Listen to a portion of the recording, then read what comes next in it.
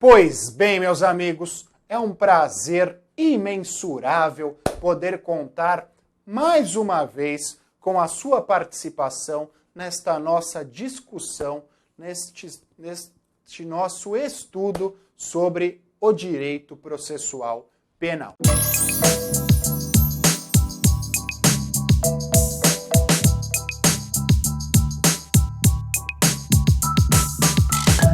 Nesta aula de número 48, continuaremos a análise da sentença, dando especial abordagem à sentença condenatória. E ao final, nesta mesma aula, também analisaremos os artigos 383 e 384 do Código de Processo Penal. Portanto, faremos a análise da emendatio libelli e da multatio libelli.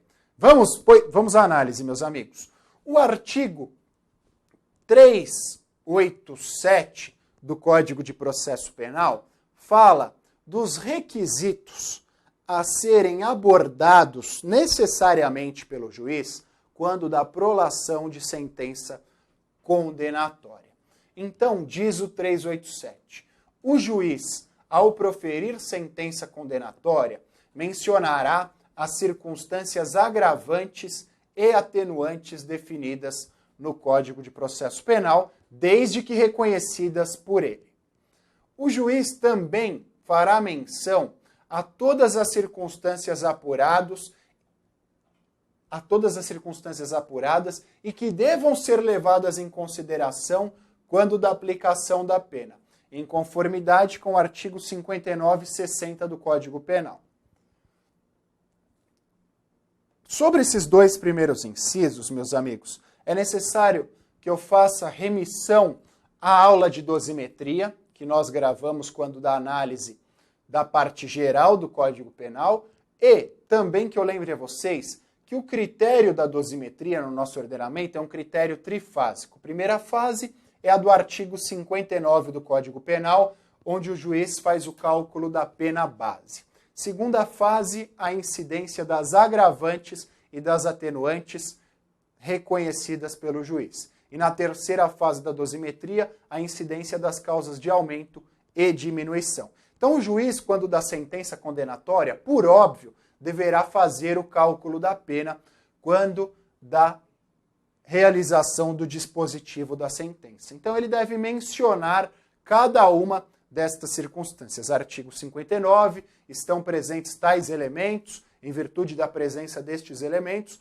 aumento a pena do seu patamar mínimo em determinada quantidade. Estão presentes tais agravantes ou tais atenuantes, em virtude da presença dessas, aumento ou diminuo a pena em determinada quantidade. Estão presentes tais causas de aumento ou diminuição, justifica em virtude da presença delas, aumenta ou diminui. Isso na sentença condenatória. O inciso 3 é uma decorrência disso que lhes foi dito. Por quê? O juiz aplicará a pena de acordo com estas conclusões. Então, ao final da dosimetria, ao final do cálculo da pena, haverá, por óbvio, a indicação da pena com a sua consequente aplicação. O inciso 4 do 387 é uma novidade trazida pela Lei 11.719 de 2008. E por que é uma novidade, meus amigos? Porque quando da prolação da sentença penal condenatória, o juiz criminal fixará um valor mínimo para a reparação dos danos causados pela infração, considerados os prejuízos pela vítima. Significa que ele vai atribuir uma indenização? Não necessariamente, mas ele vai fixar um valor mínimo. Eventuais discussões na esfera civil terão como patamar inicial aquele valor arbitrado pelo juiz quando da concessão da sentença penal condenatória. O inciso 5 diz: atenderá quanto à aplicação provisória de interdições de direitos e medidas de segurança, o disposto no título 9 desse livro. Nós já fizemos a análise das interdições temporárias e da medida de segurança. Inciso 6. Determinará se a sentença deverá ser publicada na íntegra ou em resumo. e designará o jornal em que será feita a publicação. Por óbvio, a sentença deve ser publicada na íntegra e será publicada às partes. São estes os 6 incisos relativos à sentença condenatória. O parágrafo 1º fala, no caso de sentença condenatória, se o juiz manterá ou não o réu preso, supondo que ele tenha estado até aquele momento preso preventivamente. Quando da prolação da sentença condenatória, o juiz deve decidir pela manutenção desta prisão ou pela concessão da liberdade. Ele deve obrigatoriamente decidir neste sentido.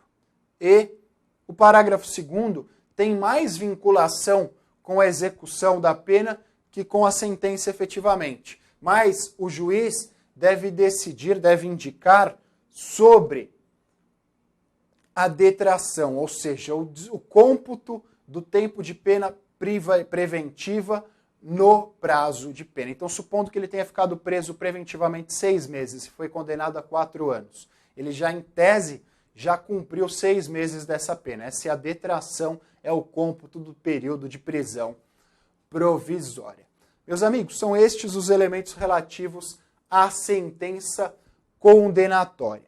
Vamos agora à análise dos artigos 383 e 384 do Código de Processo Penal.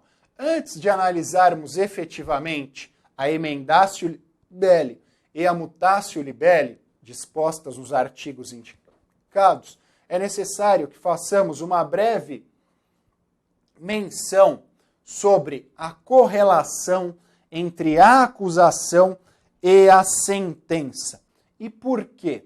Nós temos o princípio da correlação, ou seja, o fato imputado ao réu deve guardar perfeita correspondência com o fato levado ao conhecimento, ao fato conhecido pelo juiz.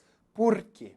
Porque o juiz está adstrito aos elementos trazidos pelo Ministério Público. Esta correlação entre a acusação e a defesa, o fato do juiz estar vinculado a estes elementos fáticos, não significa que ele, juiz, estará ensejado.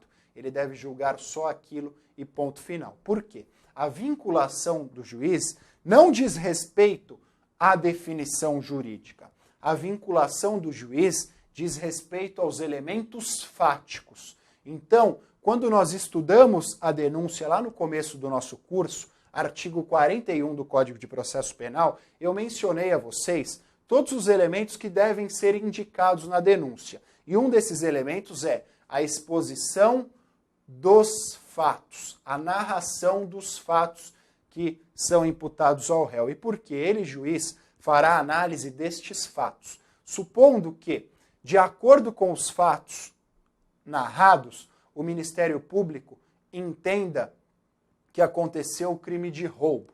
Eu, juiz, em conformidade com estes fatos narrados, entenda que aconteceu o crime de furto qualificado.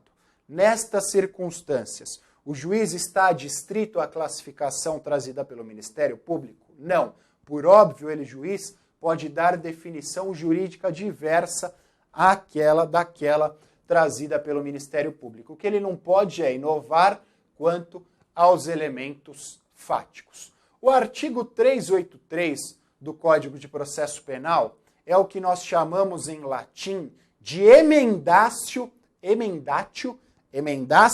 libelli. Diz o 383: o juiz, sem modificar a descrição do fato contida na denúncia ou na queixa, poderá atribuir-lhe definição jurídica diversa, ainda que, em consequência, tenha que aplicar pena mais grave. O 383, a emendatio libelli, vai em consonância a tudo que lhes foi dito até agora. Ou seja, o juiz está adstrito ao fato e pode dar definição jurídica diversa ao fato, mesmo que essa definição jurídica enseje uma pena mais branda, mesmo que essa definição jurídica enseje uma pena mais grave. Em qualquer das circunstâncias, ele, juiz, poderá dar definição jurídica diversa. Essa é a emendatio libelli, meus amigos. E no que diz respeito a emendatio libellis, é necessário que vocês atentem aos elementos dispostos no parágrafo 1º e no parágrafo 2º do 383. O parágrafo 1º diz: se, em consequência da definição jurídica diversa, houver possibilidade de proposta de suspensão condicional do processo, o juiz procederá de acordo com o disposto em lei. Todos os senhores sabem que o artigo 89, parágrafo 1º da Lei 9.099 de 95, diz que haverá suspensão condicional do processo no caso dos crimes cuja pena mínima seja de até 1 ano. Então, supondo que o MP imputou àquele sujeito a prática de um crime de homicídio, pena mínima de 6 anos. Não cabe a suspensão condicional do processo. Contudo, o juiz entendeu que aquele era um caso de lesão corporal com resultado morte. A pena mínima vai até 1 ano. Nestas circunstâncias, há a suspensão do processo. Então, o juiz entendeu pela emendatio libellis, poderá aplicar, em virtude desta, a suspensão condicional do processo. E o parágrafo 2º diz: tratando-se de infração da competência de outro juízo, a este serão encaminhados os autos. Supondo que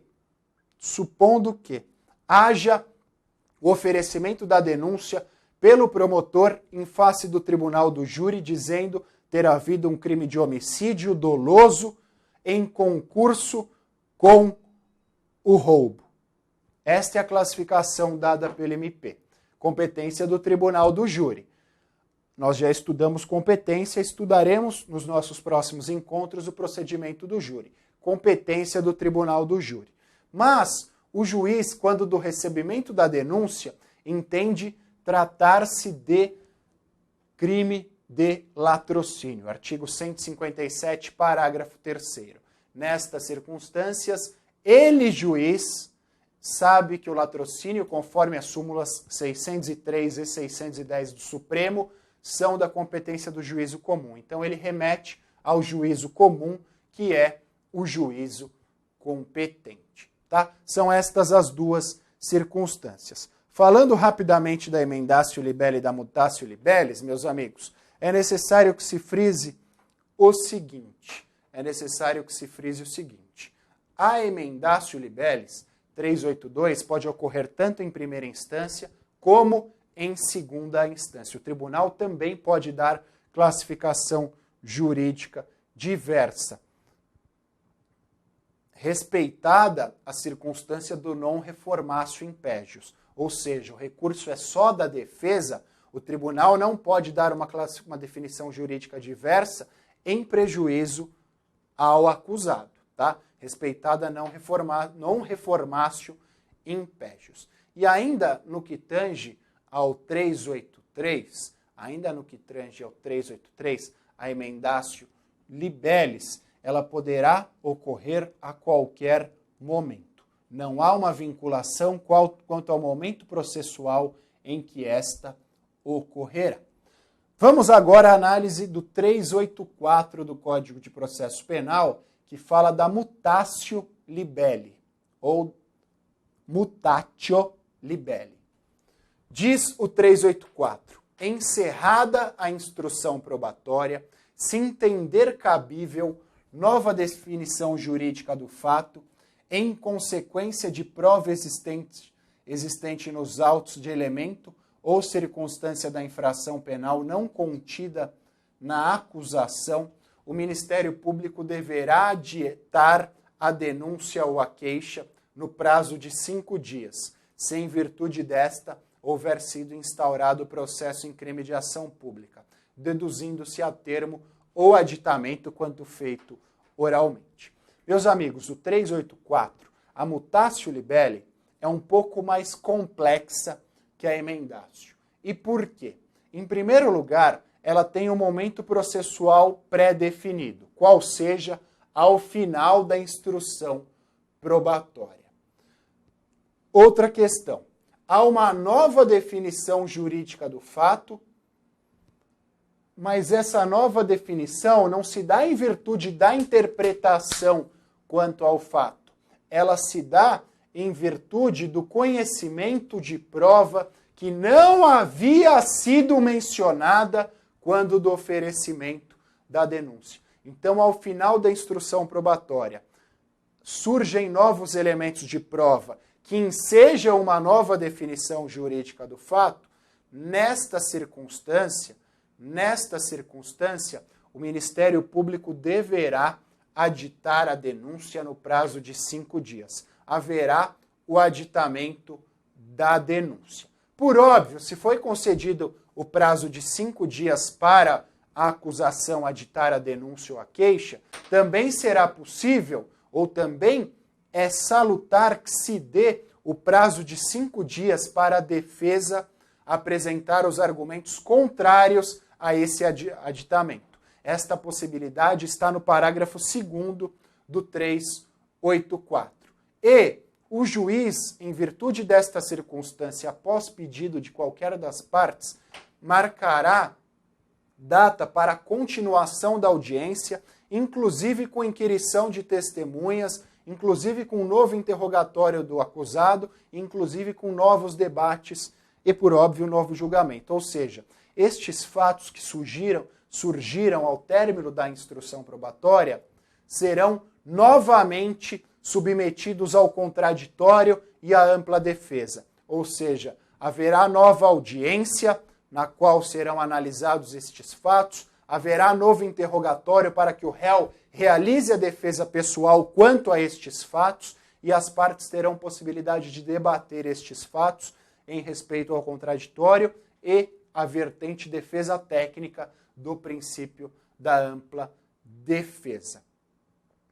No caso do 384, haverá aplicação também dos parágrafos 1º e 2º do 383. Ou seja, cabe a suspensão condicional do processo neste caso e também, no caso de desclassificação, haverá o encaminhamento do processo ao juízo competente. O parágrafo 4º fala, no caso de aditamento, cada parte poderá arrolar 3 testemunhas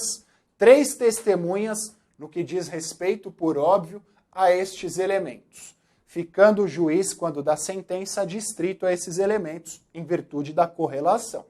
E o parágrafo 4º fala, no caso de não ser recebido o aditamento pelo juiz, o processo prosseguirá normalmente. O problema maior do 384, meus amigos, diz respeito ao parágrafo 1º. Por quê?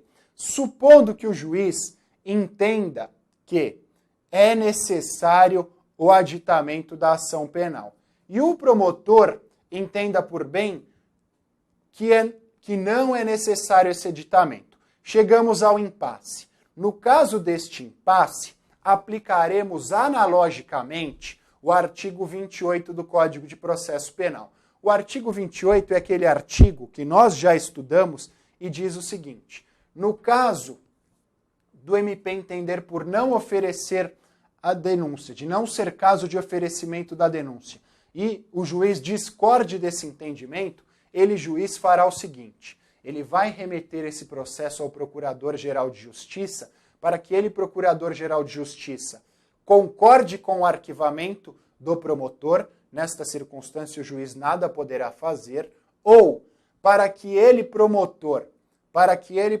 Procurador-Geral de Justiça, designe um novo promotor para oferecer aquela denúncia, ou ele próprio, Procurador-Geral de Justiça, ofereça aquela denúncia. São estas 3 possibilidades do 28 que será aplicável analogicamente neste momento. Ou seja, se o promotor não entender pelo aditamento, mas o juiz entender pelo aditamento, o juiz vai remeter o processo ao Procurador-Geral de Justiça para que ele concorde com o não aditamento, para que ele designe um novo promotor que deverá obrigatoriamente aditar o processo ou para que ele próprio, Procurador-Geral de Justiça, faça o aditamento. São estas as circunstâncias relativas a mutatio libellis, meus amigos. É necessário, no que tange a mutatio libellis, que vocês atentem a duas circunstâncias. Primeira delas, a maioria da doutrina e a maioria da jurisprudência entendem que o 384 é incompatível com a ação penal privada. Ele só é compatível com a ação penal pública em virtude da disposição do 384, que só faz menção à ação penal pública. Primeira circunstância. E a segunda circunstância diz respeito à súmula 453 do Supremo, que diz o seguinte: a mutatio libelli não acontecerá, não ocorrerá em segunda instância. Ela só ocorrerá em primeira instância. São estes, meus amigos, os elementos relativos a emendatio libelli e a mutatio libelli. Foi um prazer contar com a sua participação. Até o nosso próximo encontro. Valeu, tchau!